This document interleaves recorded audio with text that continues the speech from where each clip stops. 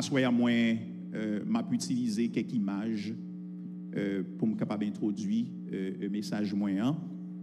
Moi voulais faire en récapitulation générale un petit peu mélangé dans le cadre message de clôture au moins. Je voulais parler sur ce sujet ça qui dit vanité des vanités, tout est vanité sous le soleil. Amen. Qui est-ce qui connaît moun ça qui sous écran? Bon, c'est sûr que nous ouais visage moun qui dans l'âge moyen yo, le m'tap grandi, on te kon garder en pile mon vie monsieur ça, yo les monsieur Yang Tze, mais yo plus relé, yo plus connaît comme Bolo Yang. Bolo Yang sont anciens culturistes, c'est un artiste martial et son acteur qui est très connu. Jean monsieur là, monsieur fort, c'est qu'on s'allait là jouer film, le monsieur concentré sous Kakouri, c'est courir parce que tu as gros nègre. Même d'après mon regardé dans la deuxième image là, c'est même mon nom pour regarder là. Après une période dans la ville, ou pour regarder même moun ça, cap vivre toujours, monsieur a 79 ans. Nous mettons bon moins deuxième dans s'il vous plaît. Deuxième partie image là. C'est même monde que nous avons là, nous prenons dans deuxième partie image là. Espérons que technique là permette que nous elle, sinon m'a avancer sans aucun problème. Alors next image là, il montre à 79 ans cet homme fort que vous regardez qui s'est devenu dans la vie. Amen l'église là. C'est dommage que nous pas qu'à ouais reste image là. Moi j'ai une deuxième image. M'pa konn si nous qui est ça, c'est le plus grand boxeur de tous les temps que est Mohamed Ali. Mohamed Ali ou regardez là, c'est un homme fort. Mais une deuxième image qui montre même Mohamed Ali ça sous une chaise roulante à la fin de sa vie. Troisième image là, c'est nous connaissons qui est ça, pas vrai? Le plus grand footballeur que le monde a connu, que est Edson Arantes do Nascimento, que est monsieur Pelé, qui c'est un Brésilien qui marquait tant. Il y aurait les Pelé le roi du football. Combien de monde regarde football là? Bien que j'ai 25 ans, je regarde football. J'étais jeune. C'est dommage que moi, tu mets ton animation sur lui, il ne pas prendre deuxième, c'est pas faute technicien, c'est faute pas moins. Dernière image là, je pense que c'est qui est ça. Nous, qui est ça, pas vrai? Il y a monsieur Steve Jobs. Steve Jobs, monsieur mouru en 2011, à l'âge de 56 ans. Steve Jobs, c'est lui-même qui est inventeur, le concepteur de Apple, qui fait le monde aujourd'hui. Monsieur révolutionné la technologie, la technique. Et il dit avant la mort Steve Jobs, au compte combien comme Steve Jobs était vaut avant de mourir, monsieur était vaut approximativement 10 billions de dollars. 10 billions de dollars. Et c'est non titan très coûteux que le est en vin vol. Je crois dans environ 10 ans, Steve Jobs fait 15 ans après le fin inventé. Après le vin concevoir Apple, monsieur mourit très jeune. À quel âge moi dis Steve Jobs mourit? À 56 ans avec un pancreatic cancer, un cancer dans le pancréas. Le ou fin garder image ça yo, bon me dit entre autres, c'est parmi observations que Kohelet t'est fait pendant Vili pour arriver à la conclusion que tout, y inclut la vie, est vanité sous le soleil. Amen, l'église là. Par conséquent, selon Kohelet, la vie doit être envisagée selon deux grandes perspectives. La première perspective, c'est une perspective humaine de la vie. Gagner une qui animait nous de sentiments de cynisme, de sentiments de fatalisme, de pessimisme, qui emparait nous et qui clairement exprimait dans les premiers chapitres du livre Ecclésiaste. D'ailleurs, le mot vanité, c'est mot ça en hébreu hebel, qui paraît 38 fois dans le livre Ecclésiaste, qui a sens littéral vapeur, qui a sens littéral souffle. Mais dans Ecclésiaste, son sens abstrait fait référence à tout ce qui est superficiel, tout ce qui est éphémère, tout ce qui est non substantiel, tout ce qui est inconsistant. Il a le sens de vide, il a le sens d'absurdité, il a le sens de sans but. Et l'expression sous le soleil, qui c'est Tahat Hashamesh dans l'hébreu, on l'a utilisé 29 fois comme une référence à l'entièreté de la vie sur la terre entre la naissance et la mort. Et ça fait Salomon, lorsqu'il a commencé le livre-là, alors Kohelet, lorsqu'il a commencé Kohelet Ecclésiaste dans le français, qui sortit dans le grec, Ecclésiastes, il commençait avec déclaration ça, la vie sous le soleil est vide de sens. Et on comprend ça très bien lorsque vous comprenez l'image, ça veut bien qu'on parle deuxième partie image qui était essentielle dans ça me développer. Quel est le sens de la vie pour ces gens qui marquaient tant, qui quittaient non, qui font un pile exploit dans la vie, dans une perspective humaine de la vie? Quel est le sens de la vie pour ces gens? Cet homme qui était si fort et qui à la fin de sa vie, qui a 79 ans, qui sont chaises roulantes, qui perdu toute beauté. Cet homme qui a inventé Apple et puis qui perdu la vie à 56 ans pendant que il vaut plusieurs billions de dollars. Cet homme qui était le roi du football, il campait son terrain, de pour paraître devant l'idriblo, c'est où cap tomber, pas cap tomber. Mais à la fin de sa vie, il n'a pas qu'à marcher debout, c'est son chaise roulante. Il est obligé chita.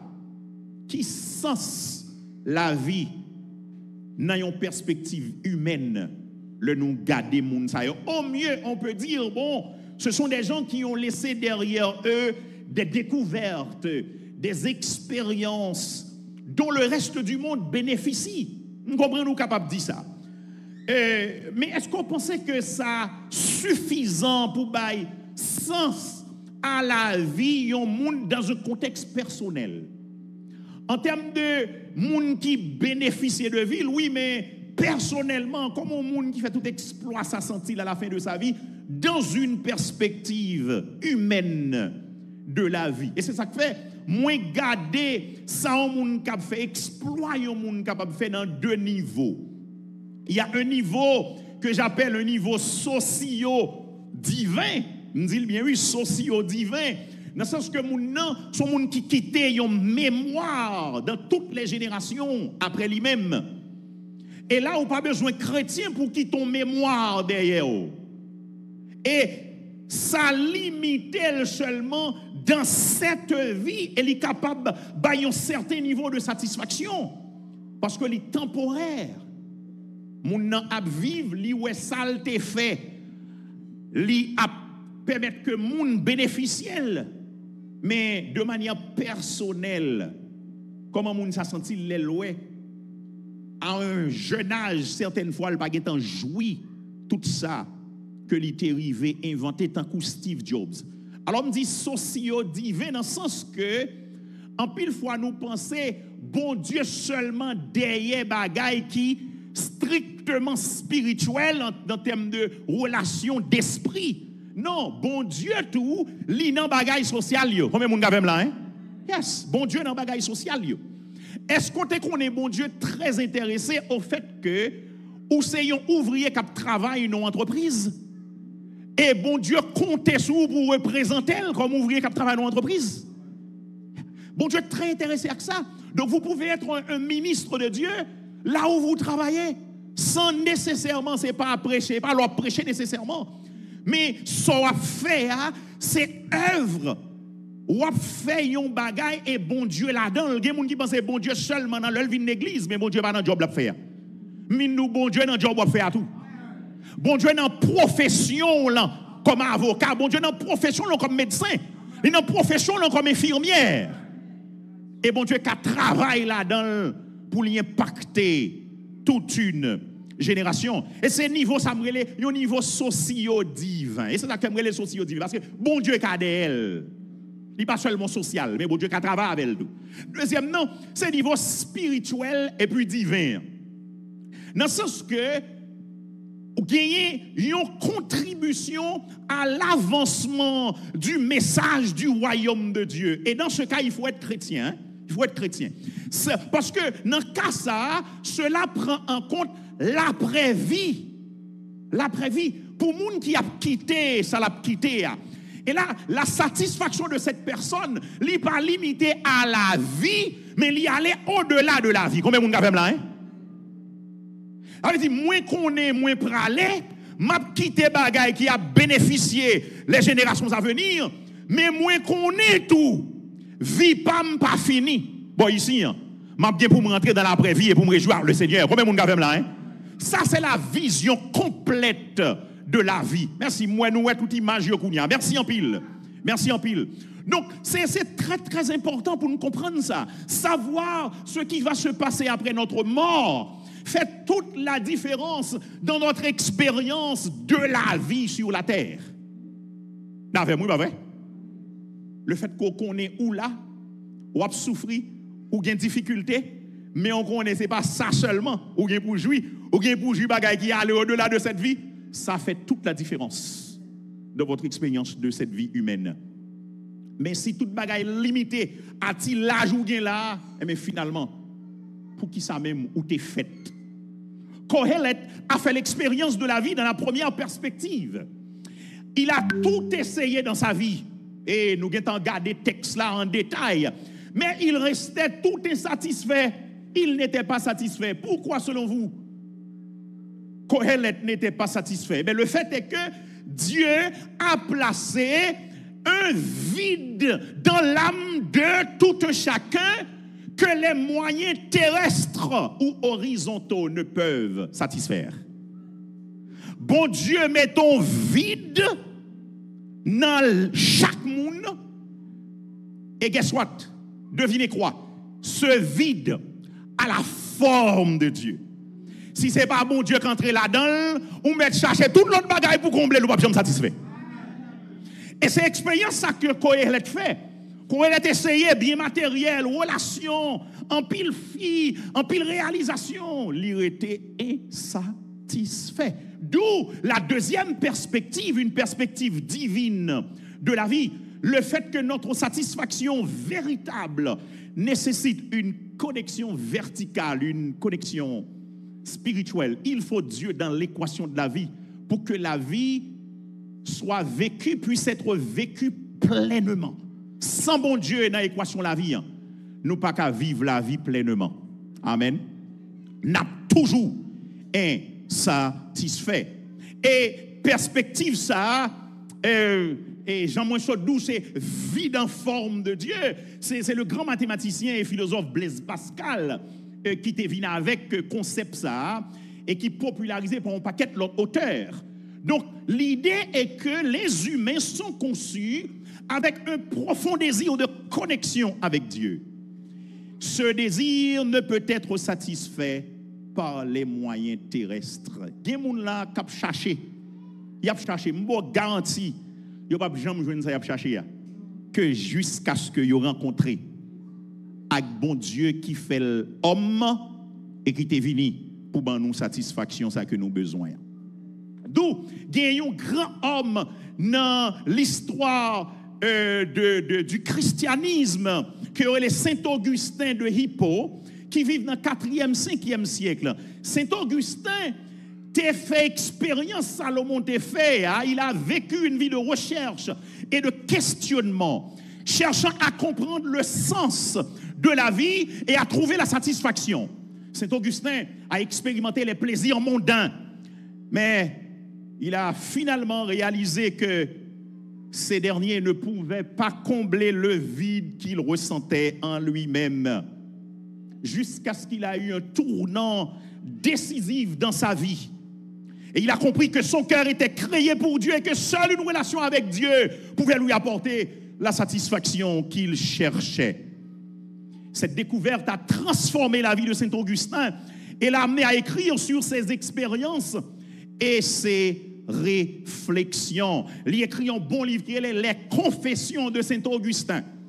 En 397 à 401, Saint Augustin est important parce que c'est un monde qui marquait la théologie chrétienne, qui produit en pile. Bon paquet de bagaille nous comprennent aujourd'hui, nous croyons aujourd'hui comme doctrine.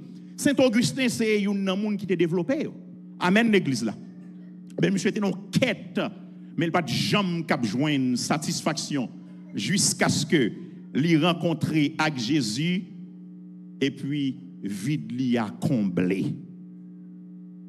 Dans le livre Ecclésiaste là, après Ecclésiaste, après Kohelet, il fait expérience la vie, il arrive à une triple conclusion. La première conclusion, c'est lui-même moi qui souhaite partager avec vous là, c'est le fait que la vie n'a pas de sens en dehors de Dieu. Et nous voyons ça dans Ecclésiaste chapitre 6, de verset 10 jusqu'à Ecclésiaste 11, arrivé jusqu'à verset 6 là. Nous avons regardé ça en détail déjà.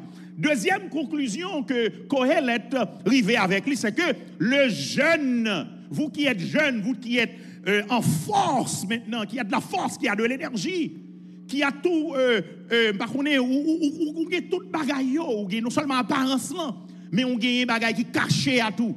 Eh bien, en tant que jeune, vous devez vous réjouir pendant votre jeunesse et vous souvenir des commandements de Dieu pendant que vous êtes jeune, avant que l'âge adulte et la mort ne vous surprennent. Dans chapitre 11, verset 7 jusqu'à chapitre 12, verset 8, nous voyons ça. Deux conseils qu'on a nous. Il dit, jeunes, réjouis-nous pendant la jeunesse, nous. Et puis il dit, songez, bon Dieu, également. Now, il est important pour me rappeler, non plus que je dis, jeune devant, il est très important de vous rappeler ceci. La réjouissance dont il est question dans le texte, contrairement à ce que certaines personnes pensent, il n'est pas question, on ne se situe plutôt dans l'esprit ou dans le cœur. Donc, nous ne devrions pas mal comprendre ce que Kohelet a dit ici. Kohelet ne préconise pas simplement le divertissement, mais ce genre de joie qui satisfait l'intellect ainsi que d'autres aspects de la vie. Autrement dit, Kohelet préconise d'utiliser notre esprit pour déterminer le style de vie le plus sage. C'est ça, oui, réjouir pendant jeunesse. D'après mes jeunes, dit amen là. Oh, je m'attends des jeunes, non, d'après mes jeunes, bon, moi, amen, oui. Yes. Et bien, dit, pour nous, laguer dans toute ça, l'idée nous dit, non. L'idée, vivez comme votre esprit vous guide. Ou que votre esprit soit votre guide ou guide votre vie. Et bien, tout ça, voulez acceptable. Non, et bien, ça l'idée. Non. Ou bien ça, fait n'importe ça, fait pas grand n'importe ce moment. Non. Vivez comme votre esprit vous dirige et faites comme vous le jugez mieux. Et me démontre pour qui ça l'important. L'important, perspective, ça est important parce que dans le reste verset à qui ça elle dit. Il dit, bannis de ton cœur le chagrin. Yeah. Est-ce que nous gagnons le devant? Nous ne pas gagner le devant. Bannis de ton cœur le chagrin, c'est important pour nous ça. Il dit, bannis de ton cœur le chagrin et éloigne le mal de ton corps. Donc, l'idée dit, réjouis-toi dans ta jeunesse, il va te doit livrer quoi dans toute bagaille. Combien de jeunes gars là, hein? Parce que puis baldou, bannis de ton cœur le chagrin et éloigne le mal de ton corps. Car la jeunesse et le roi sont vanité. Pendant un moment jeunesse ou là, il n'est pas prêt tout le temps. Son petit bail qui passe rapidement. Donc profitez au maximum, mais de manière plus sage possible. Pas gaspiller. Et ça oui réjouit pendant jeunesse ou Donc c'est très important. Autrement dit, ne soyez pas guidés par vos émotions, mais laissez-vous guider par votre esprit, qui d'ailleurs en connexion avec bon Dieu, qui t'est raison guidée, pas qui t'est émotion guidée. Combien de monde là, hein? Yes. Troisième conclusion que Kohelet tirait, c'est que le principe fondamental d'une vie heureuse est de craindre Dieu et de garder ses commandements. C'est dans le même chapitre 12, là, verset 9 jusqu'à 14, qui baille deux impératifs de la conclusion du narrateur au sage, aux paroles du sage. Kohelet. Premier, c'est craindre Dieu. Nous craindre mon Dieu, pas dire peur mon Dieu. Non. Ou bien même si nous avons utilisé le mot peur, mais pas le mot peur dans le sens où on est là, ou pour ma coûte, ou pour un monde qui a fait mal. Tant que mon peur et président côté me sortir. Et pas de ça, la parler. Et pas peur ça. Non. Mais plutôt, une révérence pour Dieu. Un respect profond pour Dieu. Combien de monde quand même là, hein? Et respect profond, ça, lui conduit nous à une obéissance volontaire et une obéissance qui remet commandement, mon Dieu. Combien de monde qui l'a avec? C'est ça, oui, qui craint Dieu. Ça veut dire qu'on a une relation personnelle avec mon Dieu qui chita, qui fondée sur la confiance, qui fondée sur la soumission et qui fondée sur la loyauté. Deuxième impératif, respecter les commandements de Dieu. Dans le contexte biblique, là, moi t'ai dû lui expliquer comment un monde craint ou bien honorer bon Dieu. L'obéissance aux commandements de Dieu est le fruit de la crainte de Dieu. Craindre Dieu en respectant ses commandements. C'est exactement le sens de craindre Dieu et observer ses commandements. Et j'ai expliqué qu'on est dans la poésie hébraïque où il y a gagné répétition, même l'idée a gagné un parallélisme synonymique en pile dans la poésie hébraïque. Donc même l'idée a répété dans le deuxième nom. Moi j'ai regardé plusieurs personnages bibliques qui incarnent cette crainte de Dieu à travers leur obéissance. Nous avons regardé Noé, nous avons regardé Abraham, nous avons regardé Job, le jeune David, le jeune Daniel et le jeune Joseph. Ces derniers avaient incarné la crainte de Dieu en respectant les commandements de Dieu. Comment ils ont incarné la crainte? En respectant les commandements de Dieu. À chaque fois, leur obéissance était d'abord le reflet de leur crainte pour Dieu. Obéissance et affaire, c'est d'abord bon Dieu qui priorité. Non, Jean Yapagia, dans l'action au bras le poser. C'est bon Dieu d'abord. C'est pas le pasteur d'abord, c'est pas parent d'abord, mais c'est bon Dieu au point que si parent au moment de vous faire fausse route là, c'est où pas bon Dieu pour choisir. Amen, oui. C'est où pas bon Dieu pour choisir. Donc l'obéissance à Dieu n'est pas le simple fait de faire quelque chose de positif, mais c'est une attitude authentique du cœur qui se démontre par des actes. Au point que ce n'est même pas l'acte qui est l'obéissance, mais c'est l'attitude du cœur qui est l'obéissance. Amen, oui. Très important. Et hier soir, moi j'ai gardé la grande question, j'ai répondu à cette grande question, à savoir comment craindre Dieu et observer ses commandements. Alors, il faut dire que très souvent, en pile monde plaignait du fait que nous dit le quoi, nous dit le pourquoi, mais nous pas souvent dit le comment. Et ça créait de la frustration. Vous me dites de craindre Dieu, vous me dites de respecter les commandements de Dieu, mais comment le faire? Amen. Eh bien, hier soir, j'ai expliqué un petit peu comment, et j'ai donné une voie facile pour capable craindre mon Dieu et observer ses commandements. La crainte de Dieu et l'observation des commandements de Dieu prennent corps dans la vie du croyant à travers sa passion pour la loi de Dieu, pour la Bible. Amen, oui. Sous besoin craindre mon Dieu et observer commandement ou besoin seulement aimer la Bible, that's it. Dès pour passionner de la Bible, ou pas bien pour rester là, la vie automatiquement. Combien de monde fait là, hein? La Bible pour aimer. De la même manière que l'on peut seulement observer la croissance d'un enfant. Quelquefois, nous, on dit, oh, quand elle grandit, regarde comment elle grandit, regarde comment elle développe. Ou pas qu'on ait le arrivé, ou pas qu'on le arrivé. Mais seulement on connaît l'enfant suit le cours naturel des choses. Ou bal manger, ou bal boire, ou bal téter, c'est son petit bébé. Et pour elle grandir, mais personne ne peut expliquer en détail comment croît sa vie chrétienne. Nous observons tous de la croissance lorsque, dans notre vie, lorsque nous suivons la voie facile qui est la passion pour la parole de Dieu. Parce que nous passionnés de parole, bon Dieu, c'est où nous avons grandi dans mon Dieu. C'est où nous la vie nous a reflété la crainte de Dieu. C'est où nous la vie nous a tiré moun qui dans mon Dieu.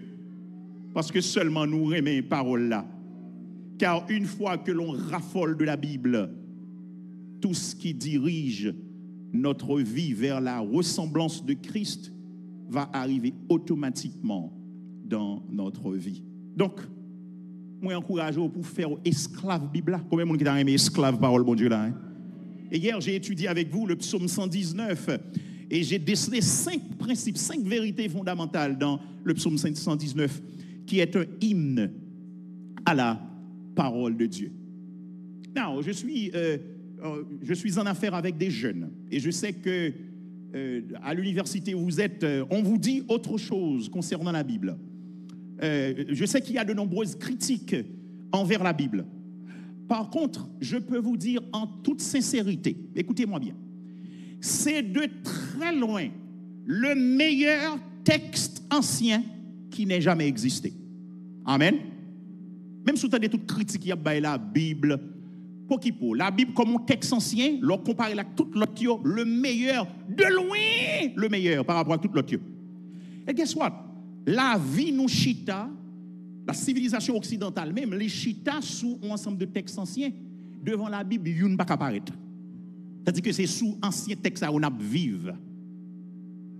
Donc, c'est une façon pour me dire que ils ont critiqué la Bible, mais la réalité est que la Bible c'est un texte vrai qui sortit la caille mon Dieu. Et là, je ne parle pas parler de la inspirée de Dieu. Non, je parle d'un texte, même avec tout l'autre texte. Si nous mettons devant standard tout l'autre texte, la Bible devant tout l'autre. Devant tout l'autre. Donc, même critique la Bible, ils ont accepté sans réserver comme vrai en pile texte et au tout que c'est pas problème. C'est pas problème pour texte ça, ils ont accepté. Tandis que standard biblique là, ils n'ont pas même qu'à soumettre, le texte ça pas qu'à soumettre au standard biblique en termes de rapprochement de l'écrit par rapport à l'événement. Parce que là, on a parlé d'un texte ancien, on a parlé de un texte qui est écrit en termes de ça qui existait aujourd'hui. Tant qu'on a parlé de Jules César, par exemple. On a parlé de M. Alexandre le Grand. Mais maintenant, Sœur Silienne te fait référence avec Alexandre le Grand. Jean Leltac mourit, qui mourit très jeune d'ailleurs, qui était un grand empereur. Mais qui allait sans rien. Absolument sans rien. Donc, moun croit texte ça sans aucun problème. Mais l'on regarde l'heure où écrit par rapport à événement, quantité de temps séparé, c'est plus que 1000 ans. Puis proche nous gagnons, c'est 400 ans et plus. C'est Iliade d'Homère avec Odyssée. On va comme ça. Mais la Bible lui-même, c'est 30 années qu'a géré de événements. Combien de monde quand là, hein? C'est pas 100 années qu'a géré après avec événements, hein? Que nous avons accès avec eux. Nous avons accès avec eux. Mais malgré ça, nous mettons en questionnement la Bible en termes de nombre de manuscrits. Dans les temps anciens où tu as besoin de 3 manuscrits pour un texte valide, pour dire ça, c'est un bon texte. La Bible a des milliers et c'est seul qui gagne. Combien de monde là, hein? Malgré ça, nous critiquons la Bible. Nous connaissons tout ça, mais encore une fois, bon l'autre raison derrière ça. Et encore une fois, je juste parler de la Bible comme un texte ancien. Je ne pas même parler de la Bible comme inspiré de Dieu. Si moun k'ap critiqué était justement utiliser même standard ça pour l'autre texte que n'a utilisé que n'a pas enseigné, c'est bouche fermée le tapier. Mais malheureusement pas gain honnêteté. Il y a une antipathie particulière par rapport à la Bible et par rapport au christianisme historique. C'est ça qui passe qu'il faut gagner toute bagaille ça. Dans le cercle académique et dans le cercle scientifique, gon problème avec la Bible. Amen, oui. il y a un travail de recherche qui était fait côté, ils ont questionné des professeurs à l'université. Comment ils ont senti par rapport aux 3 grandes religions monothéistes du monde. Nous connaissons, pas vrai? C'est le judaïsme, c'est l'islam et le christianisme. Il y a 3% qui dit qu'il y a un problème avec le judaïsme. Il y a 22% qui dit qu'il y a un problème avec l'islam. Il y a plus que 50% qui ont un problème avec le christianisme. Qu'on y a fort amender pour qui ça? Pour qui ça qu'on est? On Jésus qui a un problème comme ça, oui. Combien de monde a fait là? Hein? Parce que Jésus claim, Jésus prend, Jésus mandait exclusivité. Et exclusivité éliminer l'autre option. Et même combat christianisme là. Hein? Bon seule option. Jésus, je suis le chemin, la vérité et la vie. Et puis il pas fini, non? Nul ne vient au Père que par moi. Et là, on parle de religion, de qui soit parlé. On parle de un ensemble de principes que vous mettez, dogmes, en façon pour être capable de rencontrer le divin. Jésus dit, tout ça est honnête, c'est l'autre cause. Il y a une seule option pour rencontrer le divin. C'est moi-même lié. Combien de monde fait là? Et même ça qui fait toute antipathie, ça est contre le christianisme et contre la Bible. Et parce que la Bible a un problème, non? Et pas problème, la Bible a un. Parce que, encore une fois, soumettez-le sous le même tableau avec l'autre texte ancien, li devant yo n'importe 100 fois plus. Mais yo raïl parce que yo raï Jésus. Mais guess what? Malgré cela, yo pas qu'à empêcher que à la base de la science moderne, nous gagnons le christianisme historique. Amen, oui. Pour nous gagner la science, nous gagnons aujourd'hui, il faut des chrétiens. Il faut des scientifiques qui besoin comprendre l'univers. Et puis qui découvrir ça aujourd'hui là que n'a joui aujourd'hui que on paquet de monde qui dit pas quoi dans mon Dieu a joui aujourd'hui. Bref frère Maxime mais ça me veut dire moi je veux dire vous n'avez pas besoin de répéter les mêmes erreurs de Salomon, vous n'avez plus besoin de répéter les mêmes erreurs de Saint-Augustin parce que il y a temps quitter pour nous, il est transmettre nous le message de sagesse pour nous expérimenter la vie pleinement. Nous allons faire expérience là encore, non? Allez essayer de vivre la vie, chercher satisfaction, plaisir. Ou pas joindre ni dans plaisir, ou pas joindre ni dans connaissance, ou pas joindre ni dans richesse, ou pas joindre ni dans titre, dans statut social. En dehors de Dieu, la vie n'a pas de sens. Ou bien, ou qu'à essayer de forcer ballon de sens, mais la temporaire. La temporaire, parce que gon kafou rivé, obligé qu'on y a pensé aux vraies questions. Vraie question. L'homme fin de mourir, il a passé. Obligé poser vraie question. On entend des gens protestants, des gens chrétiens parler de l'enfer. Est-ce que c'est vrai? Obligé poser les vraies questions. Voici entre autres, chers amis, chers jeunes, 3 grandes figures qui ont finalement cru ce qui allait à l'encontre de leur philosophie avant leur mort.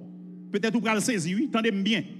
Jean-Paul Sartre, philosophe existentialiste français qui vivait au XXe siècle, qui n'a pas mouru trop longtemps que ça.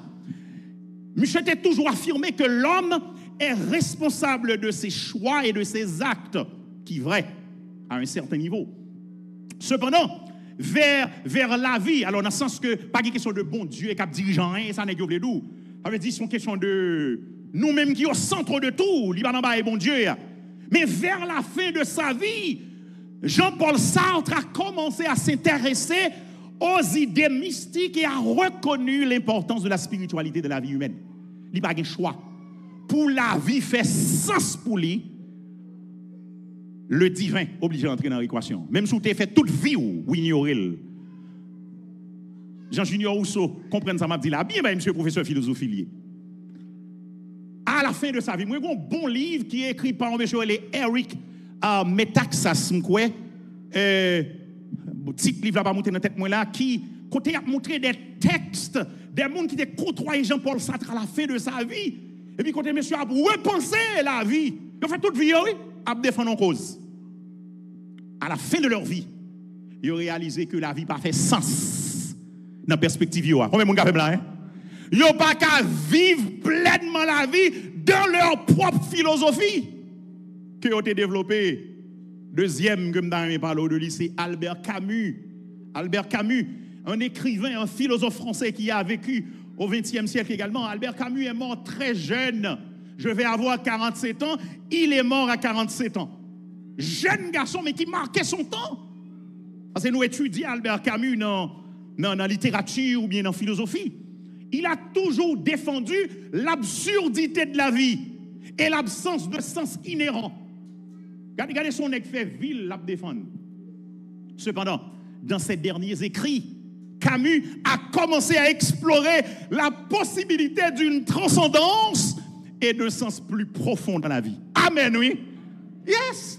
Parce que quand on face les vraies questions, l'on essaie tout bagaille pour finalement où elle pas marcher. Et bon Dieu, qu'on bagaille la caille. Depuis nous honnête dans le cœur, bon Dieu apparaît à voir quand même. Il y a des gens qui comptent bon Dieu, mais ils pensent qu'il a raison lui pendant le compte bon Dieu.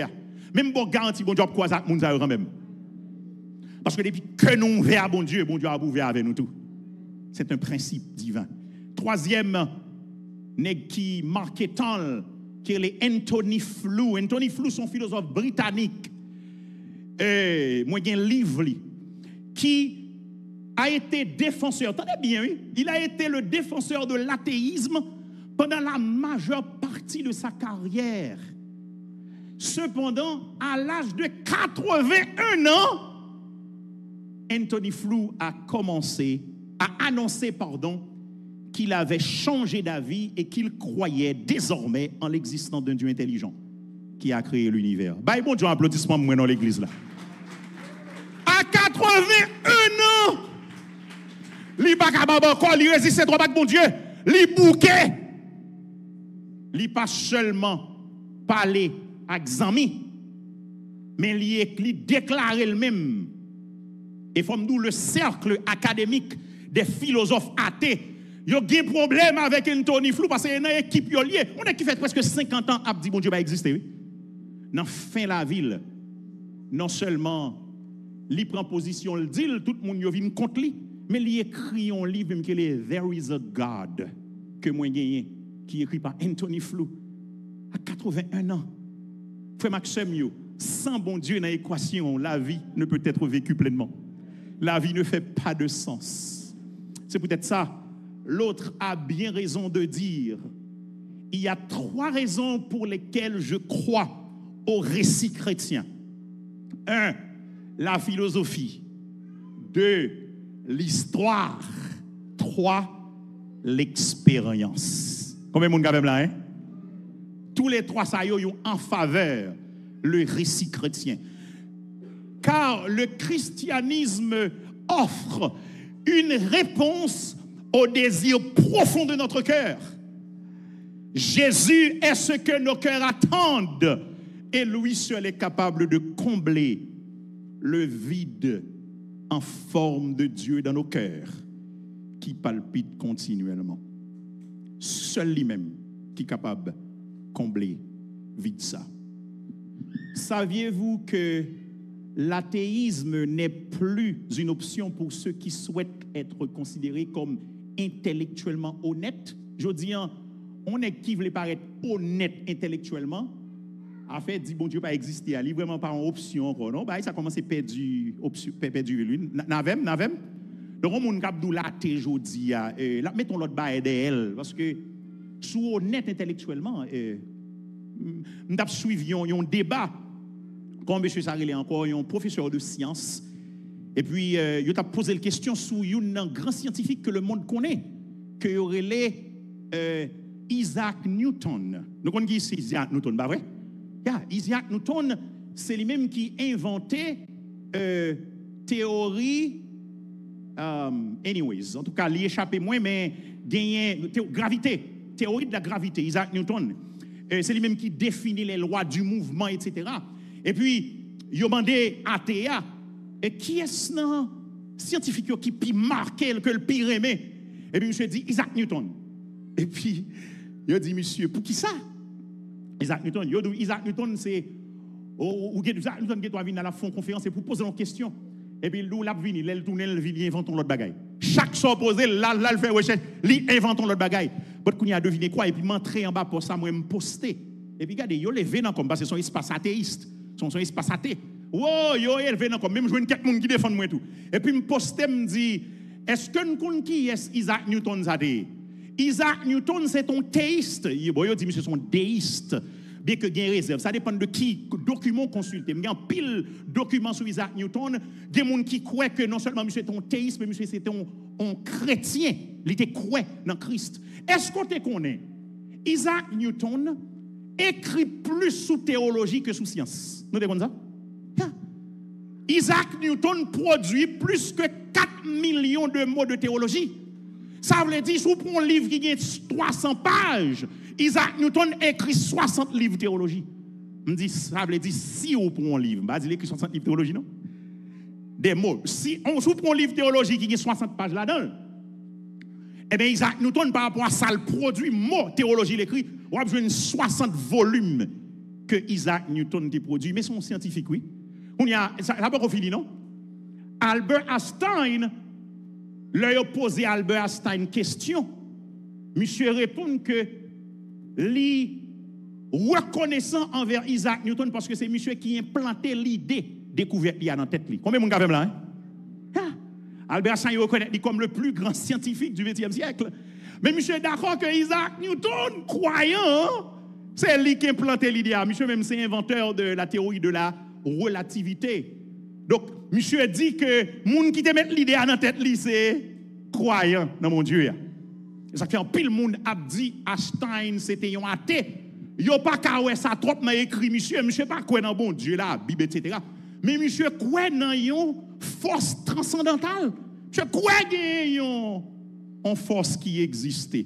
Donc frère Maxime, c'est une façon pour me dire que tout gros monde depuis monde honnête, il connaît la vie sans Dieu ne fait pas de sens. Et s'il continue à faire recherche, il rend compte que les chrétiens ont raison d'être chrétiens. Combien de monde qui a raison pour être chrétien là? De pour bien chercher, ou à joindre nous avons bonne raison pour nous chrétiens parce que nous chita souillons on roche qui solide. Jésus-Christ. Si c'est le cas, frères et sœurs, la seule option pour l'humanité entière, quelle que soit la race, quel que soit le statut social, quel que soit le niveau de richesse, est la conclusion du narrateur à propos de l'instruction de Qoheleth donnée en Ecclésiaste 1er jusqu'à Ecclésiaste 12. Et je finis avec cette conclusion. Verset 13 et verset 14 dans ma version. Écoutons la conclusion de tout le discours. Crains Dieu et respecte ses commandements.